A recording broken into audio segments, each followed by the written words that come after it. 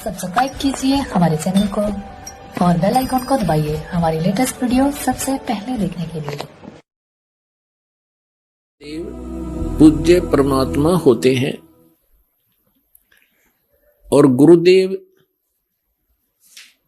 उस परमेश्वर इष्ट का एक प्रतिनिधि होता है जो उस परमात्मा से मिलाने की विधि बताता है।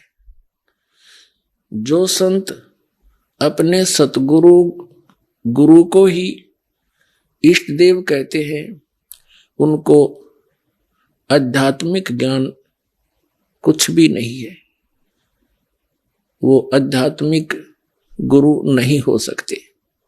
अपने आत्माओं आपके समक्ष हो गया कि इन दामा खेड़ा वालों का के ज्ञान है, इनके जो वर्तमान में महंत है उसके पूज्य गुरुदेव और पूज्य पिताजी ये क्या बताते हैं। ब्रह्म को सतपुरुष बताते हैं। कबीर साहब ने ये बताया। कबीर साहब उस परमात्मा में जाकर लीन हो जाते हैं।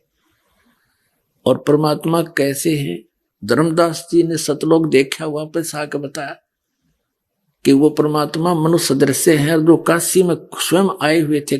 कबीर नाम थे, दुल्हा नाम से, खुद सतपुरुष है। इसके पास खाक है। क्या देखा इन्होंने परमात्मा को। जिन महापुरुषों को परमात्मा मिला उन्होंने क्या बताया है। सतलोक में परमात्मा धर्मदास जी को स्वयं आकर लेकर गए। और ये जितने भी कबीर पंथी हैं इंक्लूडिंग ये मधु परमहंस, ये क्या बताते हैं, परमात्मा जिसने बता दिया अमर पुरुष ऐसा है। और कबीर साहब को उससे अलग एक सतगुरु मानते हैं बस, और अमर पुरुष अलग है।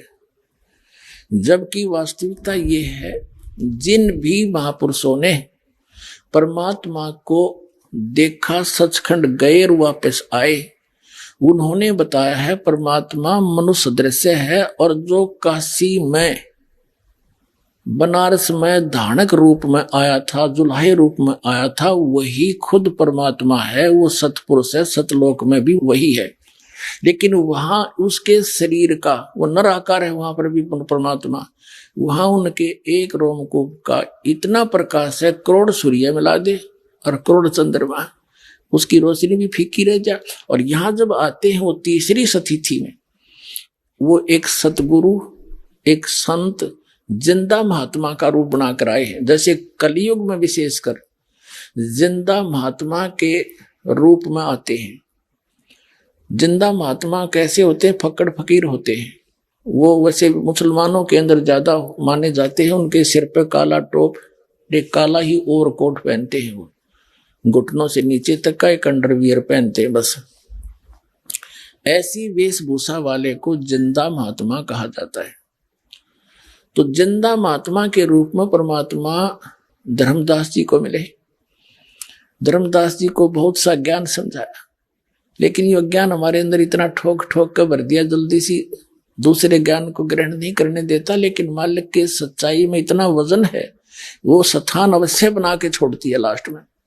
धर्मदास जी ने सब प्रमाण मान लिए, सारी बात सुन दी, और फिर भी लास्ट में ये जिज्ञासा कर दी कि हे परमात्मा, आज तक यो किसी ने नहीं बताया हमारे को कि ऐसा कोई स्थान है जहां से हम आए और वहां ये सुख है, वहां जन्म मृत्यु नहीं है।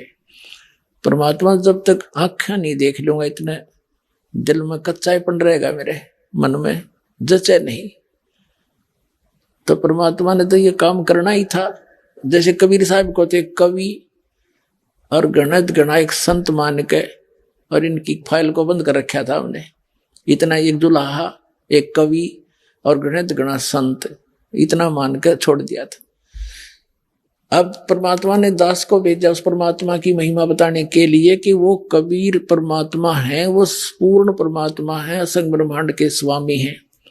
अब दास अकेला कहे तो किससे कहना, जब ये प्रमाण दिखाएगा, वेदों में वही प्रमाण, और जिन महापुरुषों ने परमात्मा का साक्षात्कार हुआ उन्होंने जो अपना अनुभव बताया उसमें वही प्रमाण।